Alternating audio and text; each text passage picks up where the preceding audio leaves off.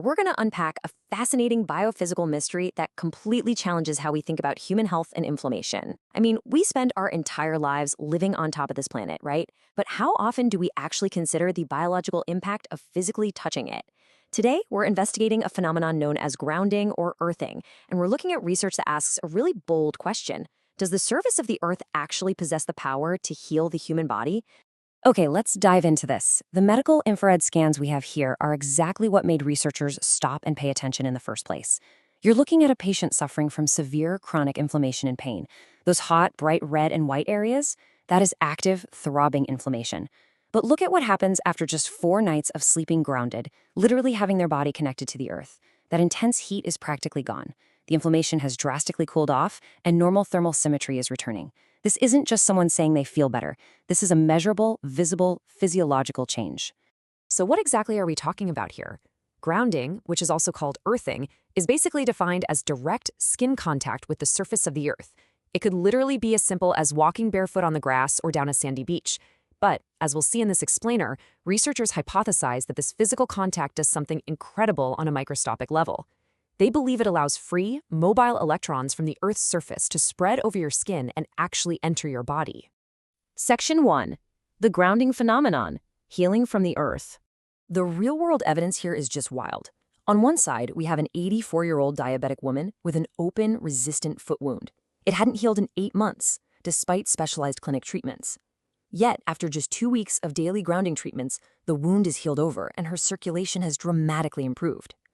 On the other side is a cyclist who was injured in the Tour de France. The chain wheel severely gouged his leg. But after grounding patches were applied, researchers noted a remarkable absence of the typical redness, pain, and swelling you'd absolutely expect from that kind of trauma. He even continued the race the very next day. So the accelerated healing and lack of swelling here sets up our central mystery. How is this even physiologically possible? Now, it's important to clarify that these dramatic medical results weren't achieved just by having patients walk around barefoot in a park for a few minutes. These were achieved using controlled indoor grounding systems. Basically, a conductive cotton sheet woven with carbon or silver threads is connected by a wire to a grounded wall outlet or to a metal rod placed directly in the soil outside. This setup allows a patient to maintain sustained conductive contact with the earth for hours at a time, especially while sleeping. It essentially turns the bed into an extension of the ground outside. Section 2. Earth's free electrons, natural antioxidants. This brings us to the core hypothesis proposed by researchers like James Oshman, Gaetan Chevalier, and Richard Brown. They propose that mobile electrons from the Earth enter the body and act as natural antioxidants. They view the surface of the Earth as a virtually limitless battery. It's continuously recharged by solar radiation and lightning strikes, which maintains a massive, endless supply of freely moving, negatively charged electrons. So the crucial point is how these electrons actually interact with our immune system. When you get injured, your immune system sends white blood cells to the area. These cells release reactive oxygen species, or ROS, in what's called an oxidative burst. You can think of these ROS as free radicals. They act kind of like molecular Pac-Man, literally tearing apart bacteria and damaged cells to clear out the debris, but they're highly reactive. If left unchecked, they start attacking surrounding healthy cells, causing collateral damage.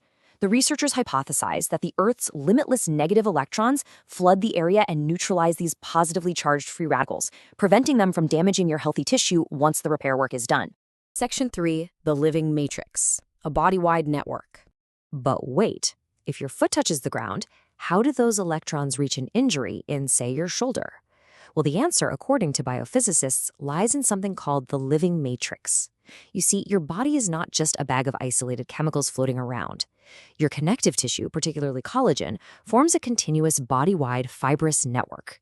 Because of the way hydration shells surround these protein strands, collagen actually acts as a semiconductor. It's like a high-speed bioelectrical highway that connects every single part of your body. Let's move to and see how this builds into the complete biological circuit that researchers propose. Step 1 is direct skin contact with the earth. Step 2, electrons enter the body, often through highly conductive acupuncture points on the bottom of the feet, like kidney 1. Step 3, these electrons are instantly semiconducted throughout the body via that collagen connective tissue network. And finally, step 4, the electrons arrive precisely at the injury site where they rapidly neutralize those reactive oxygen-free radicals, halting the inflammatory damage in its tracks. Section 4. The inflammatory barricade, protecting the body. I love this comparison the researchers made to explain what happens when we don't have access to these electrons. They contrast two hypothetical scenarios, Mr. Shoes versus Mr. Barefoot. For Mr. Barefoot, who is grounded, free radicals at an injury site are instantly neutralized by the Earth's electrons, which accelerates repair.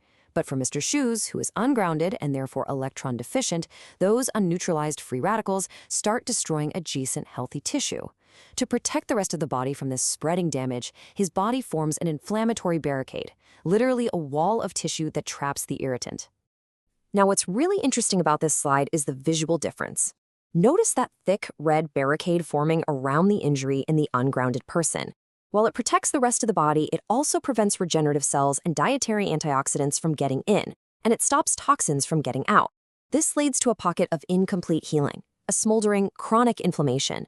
On the other hand, the grounded person has a steady influx of negative electrons, those little red minus signs, which neutralize the threat so cleanly that the barricade never even needs to form in the first place. Section 5. Testing the hypothesis with clinical data. To test this whole mechanism, scientists designed a delayed onset muscle soreness, or DOMS, study. They basically took 8 healthy subjects and had them perform intense cath exercises to intentionally cause microscopic muscle damage. 4 of the subjects were given conductive grounding patches and slept on grounded sheets. The other 4 received identical patches and sheets, but they were not actually connected to the ground. They were the placebo control group. The researchers then rigorously monitored their blood chemistry, immune cells, and pain levels over the next 4 days. The resulting data? Fascinating. Look at this chart tracking white blood cell counts. As you'd totally expect after muscle injury, the ungrounded placebo group saw a sharp increase in white blood cells as their immune system ramped up an inflammatory response. But the grounded subjects experienced a steady decrease in white blood cells from day 1. Their immune system just didn't need to mount some massive, prolonged response because, as the researchers suggest, the initial tissue damage was being resolved much faster by that influx of electrons. And this brilliantly illustrates the exact same concept using a different metric: creatine kinase. Now, creatine kinase is a heavily relied upon biochemical marker for muscle damage. Over the 4 days following the exercise, the levels in the ungrounded subjects spiked, which is predictable. But in the grounded subjects, the levels were consistently and significantly lower. This data perfectly aligns with the hypothesis. The Earth's electrons reduce the collateral cellular damage occurring in the muscle tissue itself. Section 6. The modern disconnection. A severed connection. For practically all of human history, we walked barefoot or wore conductive animal skin footwear. We slept right on the ground. We were continuously connected to the Earth's electron supply. But everything completely changed in the 1950s with the widespread advent of synthetic rubber-soled shoes. Add to that our high-rise buildings, elevated beds, and paved roads, and almost overnight, at least in evolutionary terms, humanity entirely severed its physical electrical connection to the Earth.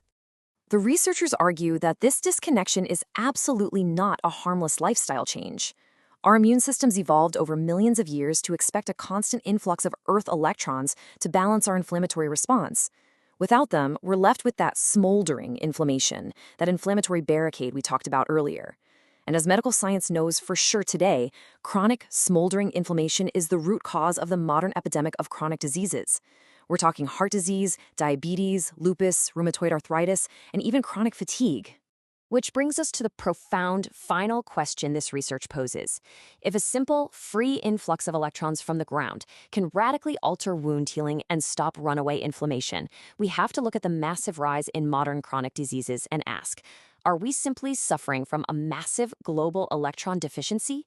It's a striking thought, right? It certainly challenges us to reconsider the vital importance of the ground right beneath our feet.